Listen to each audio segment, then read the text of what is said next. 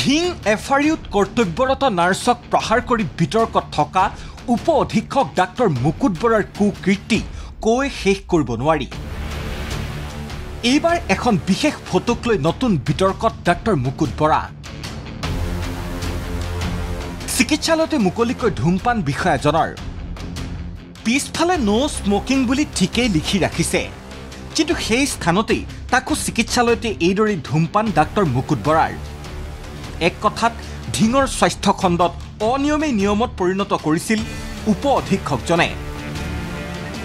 কৰ্তব্যৰত এগৰাকী নাৰ্ছক ধিং হাস্পতালতেই ডিঙিত ধৰি চুচৰাই নিয়াৰ পাছতো আজিও মুকলি আকাশৰ তলত বিতৰ্কিত ডাক্তৰ মুকুট বৰা। জামিনবিহীন ধাৰাত গোচৰ ৰুজু হোৱাৰ পাছতো আৰক্ষীয়ে ঘটনাৰ 5 দিন উকলাৰ পাছতো বিষয়াজনক আটক অথবা গ্ৰেপ্তাৰটো দূৰৈৰে কথা সোধা পোছাৰ বাবেও থানালৈ আনিব পৰা নাই। হাত ভৰি বন্ধা ধিং আৰক্ষীৰ অৱস্থা দেখি ক্ষুব্ধ আৰু লজ্জিত ধিঙৰ দল সংগঠন। মুকুট বৰাক ধিক্কাৰ জনাইছোঁ, গৰিহণা দিছোঁ এনে কৰ্মকাণ্ড কৰাৰ কাৰণে। আৰু আমি ক'ব বিচাৰিছোঁ আজি বিগত 5 দিন হৈ গ'ল, 5 দিন সময় উকলি গ'ল, ইয়াৰ পিছতো তেখেতক গ্ৰেপ্তাৰ কৰা হোৱা নাই।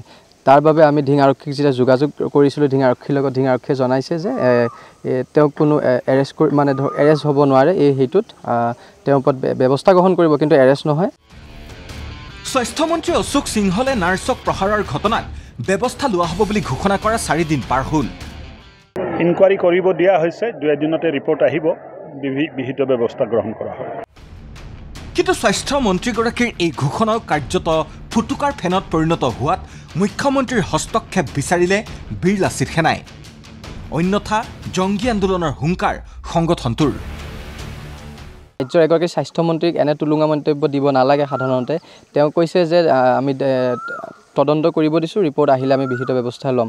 আপোনাৰ CCTV ফুটেজত সম্পূৰ্ণ জল পটপটকৈ ওলাই আছে, এগৰাকী কৰ্তব্য অৱস্থাত থকা এগৰাকী নাৰ্ছক ডিঙিত ধৰি পেলাই চুচৰাই লৈ গৈছে।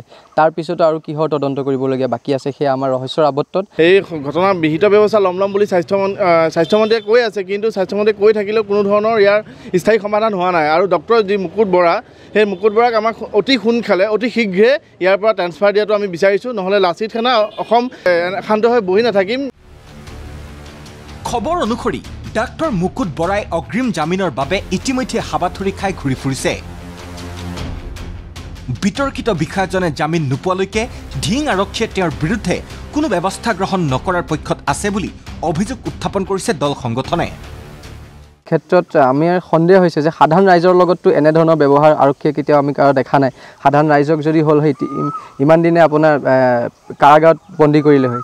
আমাৰ মাননীয় মুখ্যমন্ত্ৰী মহোদয়লৈও এটা অনুৰোধ জনাইছোঁ যে আপোনালোকে নিজে কথাখিনি হস্তক্ষেপ কৰক আৰু তদন্ত কৰক। সেয়ে সাধাৰণ ৰাইজৰ ধিং আৰক্ষীলৈ প্ৰশ্ন, আইন সকলোৰে বাবে সমাননে? CCTVৰ ফুটেজৰ পাছতো কিয় পিছুৱাই আহিবলগীয়া হৈছে আৰক্ষী, যাৰ বাবে ভুক্তভোগী নাৰ্ছগৰাকীয়ে ন্যায় পাবনে নাই তাক লৈ সকলোৰে মনত এতিয়া সন্দেহৰ বাতাবৰণ। বটদ্ৰৱাৰ পৰা প্ৰাঞ্জল বৰাৰ ৰিপৰ্ট, ND24।